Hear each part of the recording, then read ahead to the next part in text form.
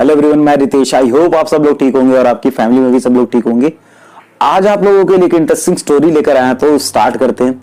एक बार एक छोटा सा बच्चा, उसको पता नहीं क्यों फ्लाइट में, जेट्स में काफी ज्यादा इंटरेस्ट रहता था और वो इसी तरीके से क्यूरियस हमेशा रहता था कि इसके अंदर क्या ऐसा होता है जो ये उड़ता है, कौन उड़ाता है। और इसी की तरीके से ये क्वेश्चंस पूछता अपने पेरेंट्स से कि पापा बताओ क्या है, क्या क्या इसमें होता है, मैं भी उड़ा सकता हूं कि नहीं इसको।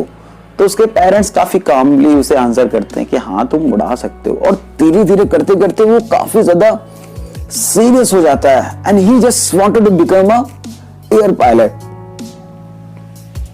और इसी तरीके से वो अपनी स्टडी करता है, खूब ज्यादा मेहनत करता है, हार्ड वर्क करता है और शुरू से ही वो अपने क्लास में टॉप करता है। और अपना जब वो फर्स्ट एग्जाम देता है तो उसमें भी एयरफोर्स के एग्जाम में वो नंबर 1 आता है रैंक पर।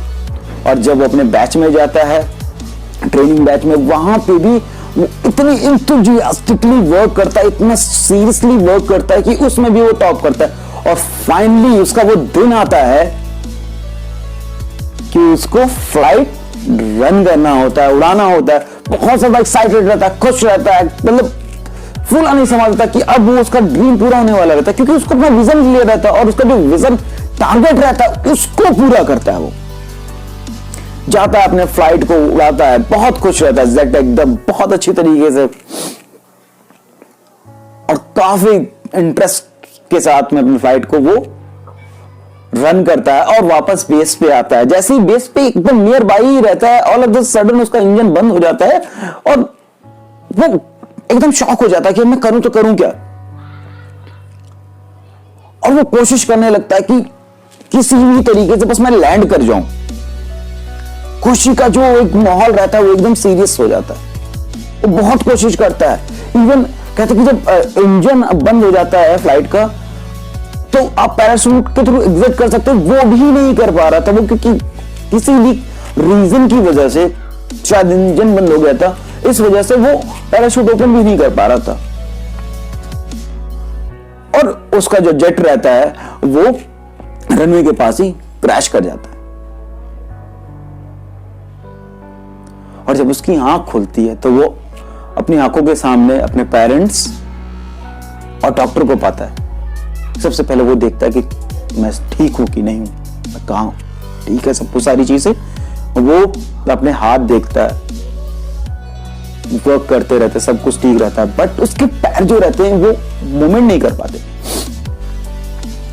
डॉक्टर्स जो रहते हैं उससे पूछता है कि सर क्या हुआ है, तो वो कहता है कि एक्सीडेंट की वजह से आपके जो पैर हैं वो वर्क नहीं कर पा रहे और आप कभी भी अब चल नहीं पाओगे, आपको पूरी अपनी लाइफ व्हील चेयर पे गुजारनी होगी। ये सुनते ही वो बहुत ही बुरी तरीके से रोने लगता है। 18 साल का यंग लड़का टूट चुका रहता है एकदम। उसके पेरेंट्स के पास आते हैं, उसे गले लगाते, समझाते हैं, बट उसका सपना सिर्फ कुछ ही घंटों का था, जिसके लिए उसने पूरी लाइफ 18 साल मेहनत की थी और वो एक झटके में टूट जाता है। कुछ भी नहीं कर पाता, सब थम जाता है, सब कुछ थम जाता है उसके लिए। बहुत रोता है, पेरेंट्स समझाते हैं बट उसको कुछ भी नहीं समझ में आता। दिन गुजरता है, डिस्चार्ज होता है, सबकी लाइफ स्मूथली चलने लगती है, बट वो इस चीज को एक्सेप्ट नहीं कर पाता है कि उसे किस तरीके से सरवाइव करना है। वो ये लाइफ नहीं चाहता था। दिन ऐसे गुजरते रहते हैं बट उससे नहीं हो पा रहा था, वो सारी चीजों को नहीं समझ पा रहा था, ना कर पा रहा था। एंड ही फाइनली डिसाइड कि अब मुझे अपनी लाइफ को एंड करना है। एक दिन उसके पेरेंट्स घर पे नहीं रहते हैं, किसी काम से चले जाते हैं, वो अकेला रहता है और उसके घर के बगल में ही एक रिवर रहती है, वॉकिंग डिस्टेंस। वो व्हील चेयर से वहां जाता है और उसमें डूबने लगता है कि अब तो मुझे अपनी लाइफ फिनिश करनी है। जब वो पूरी तरीके से डूबने वाला रहता है, जब नाक के अंदर आप पानी घुस जाता है, आप डूबते रहते हो, तो ब्रीथिंग लेने में प्रॉब्लम होती है। जब वो ब्रीथ नहीं कर पाता प्रॉपरली, तो अचानक से उसके माइंड में उसके पेरेंट्स की एक इमेज आती है। वो जैसे इमेज आती है, वो कहता है ये तो मैं क्या कर रहा हूं, मेरे पेरेंट्स का क्या होगा। और वो रिवर से बाहर निकलने की कोशिश करता है, बहुत कोशिश करता है। रिवर का पानी इतना ज्यादा ठंडा रहता है, इतना ज्यादा ठंडा रहता है कि मूव नहीं कर पाता, क्योंकि उसके पैर तो वैसे ही नहीं सही रहते। और हाथ से जितना ज्यादा कोशिश करता है वो फिर भी नाकाम। तो उसे लकड़ी दिखाई देता है, उसी को ही पकड़ता है और कोशिश करता है कि मैं किसी तरीके से निकल जाऊं। पानी काफी ज्यादा ठंडा रहता है और धीरे धीरे करते करते उस लकड़ी को पकड़े पकड़े वो अनकॉन्शियस हो जाता है, उसको पता नहीं रहता। और अचानक से उसको आवाज आती है, बेटा बेटा बेटा। वो आंख खोलता है और देखता है उसके पेरेंट्स जो रहते हैं उसके सामने रहते हैं। वो अपने पेरेंट्स को देख के इतना ज्यादा खुश हो जाता है और उन्हें गले लगा लेता है और काफी तेजी से रोने लगता है। उसके जो पेरेंट्स रहते हैं उसे बहुत प्यार से बोलते हैं, बेटा कोई बात नहीं है, रो क्यों रहे, बस इस चीज के लिए बताओ। नहीं बताता है। उसकी माँ उससे बहुत कामली पूछती, बेटा क्यों रो रहे हो, कोई बात नहीं।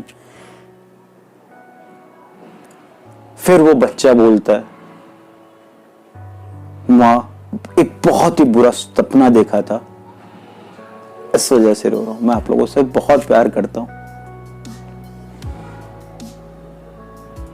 तो दोस्तों इस स्टोरी से एक चीज बस समझ में आती है, क्या लाइफ में कभी ना ये सुसाइड वगैरह करने के बारे में सोचना नहीं चाहिए।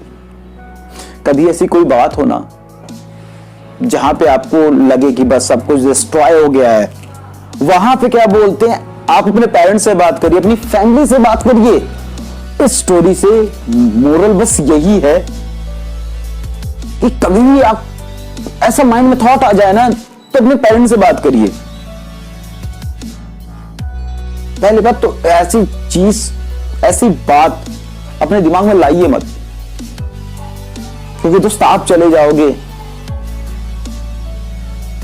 लेकिन मां बाप का, फैमिली का कोई सपोर्ट नहीं होता। वो रोज घुट घुट के मरते हैं। ये दर्द बस वही समझ सकते हैं जिन्होंने अपना बच्चा खोया। तो कभी भी ऐसी सिचुएशन आए तो अपने पेरेंट्स से बात करिए, ओपनली उनसे डिस्कशन करिए, अपनी फैमिली में डिस्कस करिए, अपने सिस्टर्स से, अपने ब्रदर से, अपनी वाइफ से, किसी से भी डिस्कस करिए। कहते हैं कि ना जब सारे दरवाजे बंद हो जाते हैं तो एक दरवाजा खुलता है, अपने आप खुल जाएगा, बस आपको फाइंड करना होता है। और पेरेंट्स हमेशा आपको सही सलाह देंगे,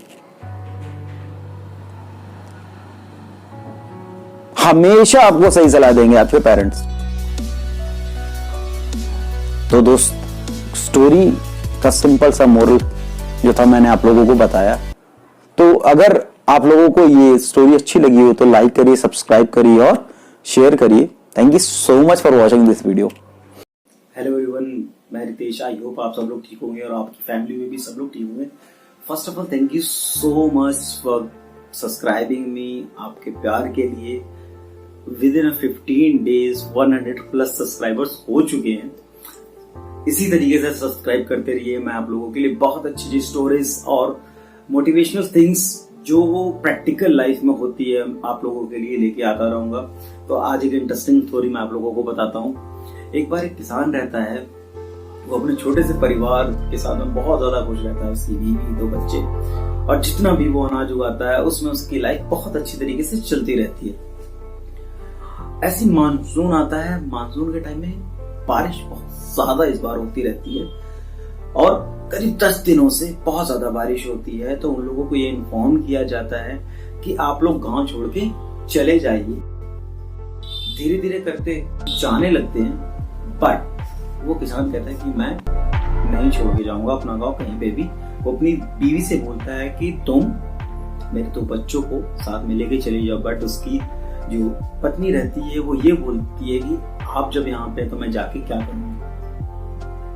एक टाइम ऐसा आता है कि गांव में कोई भी नहीं बचा रहता है, सिर्फ और सिर्फ उसके परिवार को छोड़कर। ऐसे दिन निकलता चला जाता है, करीब 4 से 5 दिन हो जाते हैं, बारिश रुकने का नाम नहीं लेती। उनके पास जितना भी अनाज रहता है वो उससे अपना गुजारा करते रहते हैं, खाते रहते हैं। किसान इसी आस में रहता है कि बारिश आज बंद होगी, कल बंद होगी, आज बंद होगी, बट बारिश नहीं बंद होती। काफी और ज्यादा बारिश होने लगती है और बारिश की वजह से जो अनाज वो घर पे रखा रहता है वो भी भीग के खराब हो जाता है। अब उसके पास खाने के लिए कुछ भी नहीं रहता है। तो 2 दिन ऐसे बीत जाते हैं। अपना तो वो भूखा रह सकता था, बट अपने परिवार को, अपने बच्चों को भूखा नहीं रख सकता था। तो वो बाहर निकलने का फैसला करता है। जैसे ही बाहर निकलता है तो देखता है हर तरफ पानी पानी रहता है, कुछ नहीं दिखाई देता है। बारिश की वजह से बहुत ज्यादा बारिश है और पानी है। वो उसको एक बार ध्यान आता है कि मेरे बीवी और बच्चे, उसका सारा डर खत्म हो जाता है और वो बाहर निकलता है। काफी दूर तक देख के आता है कि कुछ मिल जाए, बट पानी की वजह से कुछ दिखाई भी नहीं देता और कुछ मिलता भी नहीं है। खाली हाथ वो पहली बार चला आता है। ये खाली हाथ देख के उसकी बीवी उदास होती है, बच्चे भी उदास रहते हैं। बहरहाल कोई बात नहीं रहती है, वो क्या करे। अब ऐसे 2-3 दिन और हो गए, ऐसे करते 5 से 6 दिन हो गए और ना तो उसने कुछ खाया था ना उसके बच्चों ने कुछ खाया था। अब पानी तो ठीक है जितना पी सकते हैं, लेकिन खाना भी बहुत ज्यादा जरूरी रहता है और स्पेशली बच्चों के लिए। वो फिर फैसला करता है कि अब मैं जाऊंगा और कुछ ना कुछ लेके जरूर आऊंगा। फिर निकलता है, काफी ज्यादा खोजता है, उसे कुछ भी नहीं दिखाई देता, कुछ भी नहीं दिखाई देता। तो वो जब इधर उधर खोजने के बाद वापस आने लगता है तो काफी दूर उसे एक छत सी नजर आती है, झोपड़ी की छत। अब उस झोपड़ी की छत पे उसे ना एक टोकरी सी दिखाई देती है। उस टोकरी पे के पास वो फटाफट जाता है, देखता है उसको कुछ खाने के लिए रहता है, अनाज कुछ पड़ा रहता है और वो सब्जी को, जो अनाज सब्जी रहती है, उसको वो लेके फटाफट अपने घर की तरफ आने लगता है। बहाव काफी ज्यादा तेज हो गया था। तो जैसे ही वो घर के पास पहुंचने ही वाला रहता है, एक पानी का तेज बहाव आता है और थोड़ी दूर से बहा के लेके जाता है और टोकरी भी उसी में बह जाती है। अब वो क्या करे। दूसरे दिन भी जो उसका दूसरा अटेम्प्ट रहता है वो भी खाली जाता है और जब वो अपने घर में आके देखता है तो हुआ क्या रहता है, गेस करिए। उसके घर में काफी ज्यादा पानी भर जाता है और उसकी बीवी अपने दोनों बच्चों को लेके एक साइड में छोटी सी जगह पे ऊंचे प्लेस पे खड़ी रहती है।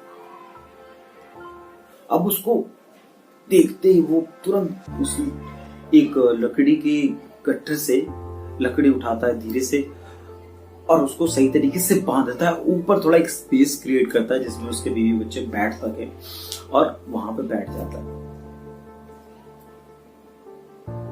उसकी बीवी बोलती है कि बच्चों की हालत काफी ज्यादा खराब है, कुछ ना कुछ इनको खाने के लिए तो चाहिए ही। लेकिन वो भी मजबूर था, वो तो अपनी तरफ से कोशिश कर रहा था और मिला भी था खाने के लिए, बट अनफॉर्चुनेटली उन बच्चों के नसीब में नहीं था। वो उससे मिस हो गया था वो चांस जो उसे मिला था। वो बच्चों की हालत देख के वो कहता बस बहुत हो गया, अब मैं बच्चों के लिए कुछ ना कुछ खाने के लिए जरूर लेके आऊंगा, क्योंकि किसी भी माँ बाप के लिए उनके बच्चों से ज्यादा अनमोल कुछ भी नहीं होता है। वो अपने बच्चों के लिए कुछ भी कर सकते हैं। ये हम सभी के पेरेंट्स के लिए, तो हमारी खुशी के लिए कुछ भी कर सकते हैं। तो वहां तो सिचुएशन ही दूसरी थी। 6 दिनों से कुछ भी खाया नहीं था उनके बच्चों ने, तो वो किसान कैसे रह सकता था सुकून से बैठ के। वो फैसला करता है, वो निकलता है अगले दिन और कहता है अगर इस बार मैं कुछ नहीं लेके आया तो मैं घर में नहीं, चाहे जो हो जाए, मुझे कितना भी टाइम लगे मैं लेके आऊंगा। और वो कहते हैं ना, हिम्मत मद्दा तो मद्दा खुदा। वो जाता है, काफी देर तक सर्च करता है और उसे एक पेड़ दिखाई देता है। उस पेड़ पे फल लगे होते हैं। फल को देख के वो फटाफट उन फल को तोड़ता है और वापस लेके आता है। और वापस लेके जैसे ही घर में घुसता है, अपनी वाइफ से कहता है कि फटाफट बच्चों को खिला दो इसको और अपना भी खा लो। उसकी पत्नी रोती रहती है, क्या हो गया, क्यों रो रही हो? तो वो बोलती है कि हमारा एक बच्चा खत्म हो गया है, एक्सपायर हो गया है। अब इतना सुनते ही वो स्टक होता है, रुक सा जाता है। कुछ पलों के बाद वो अपने आप को नॉर्मल करके अपनी बीवी से बोलता है, मेरा एक बच्चा भूख की वजह से मर चुका है, मैं अपने दूसरे बच्चे को भूख की वजह से नहीं मार सकता हूं। तुम उसको कुछ खिला दो, ये जो फल लाया, और अपना भी खा लो। उसकी बीवी उस बच्चे को अपने खिलाती है कुछ, बट अपना नहीं खाती है। फिर भी वो किसान बोलता है कि खाओ इसको, तो फिर वो खा लेती है और किसान कुछ नहीं खाता है। वो एक कोने में बैठ जाता है और बैठे बैठे उसकी आंख लग जाती है और अचानक से उसके ऊपर एक रोशनी बाहर निकलते हुए देखा उसने कि जो रोशनी रहती है वो सूरज की रहती है। इतना देखते हुए खुश हो जाता है, बट उसको इस बात का अफसोस रहता है कि उसने अपना एक बच्चा खो दिया रहता है। धीरे धीरे करके सारी सिचुएशन नॉर्मलाइज हो जाती है, सब ठीक होने लगता है, गांव में लोग आने लगते हैं, पानी खत्म होने लगता है, सब कुछ ठीक ठाक हो जाता है। बट उस किसान को इस बात का अफसोस रहता है कि उसके एक गलत डिसीजन की वजह से उसने अपने बच्चे का नुकसान कर दिया। हम इस स्टोरी को दो तरीके से देख सकते हैं, एक पॉजिटिव वे में, दूसरा नेगेटिव वे में। पॉजिटिव पहले बताता हूं कि उसने कहा मैं अपने घर को और अपने खेत को नहीं छोड़ के जा सकता।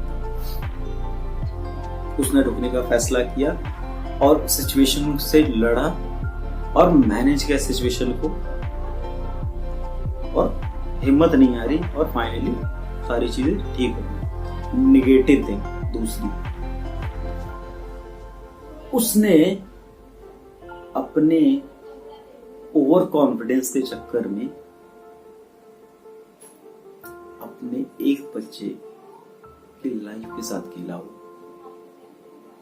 देखिए, दो चीजें होती हैं, कॉन्फिडेंस और ओवर कॉन्फिडेंस। तो कॉन्फिडेंस तक तो ठीक है, लेकिन ओवर कॉन्फिडेंस खराब होता है। हम अपनी लाइफ में बहुत सारे डिसीजंस लेते हैं, छोटे भी लेते हैं, बड़े भी लेते हैं। जब हम अपने करियर का डिसीजन जब भी लेते हैं तो हम कुछ सोचते हैं। अब हम सभी लोगों के साथ में सिचुएशन होती है। फॉर एग्जाम्पल दैट हमने देखा कि मेरा फ्रेंड है, उसने कोई बिजनेस किया और उस बिजनेस में उसको काफी ज्यादा फायदा हो रहा है। तो फिर ह्यूमन ब्रेन जो होता है सोचेगा जरूर, ध्यान से सुनिएगा, यार मैं भी वही करता हूं और उससे मुझे बेनिफिट मिल जाएगा। ऐसा नहीं, उसकी इफिशियंसी उस काम में थी, इस वजह से आपकी इफिशियंसी, आपको पता है आप किस काम में इफिशिएंट हैं, किस काम को अच्छी तरीके से आप कर सकते हो। ये लाइफ है, डिसीजन बहुत सोच समझ के लेना चाहिए।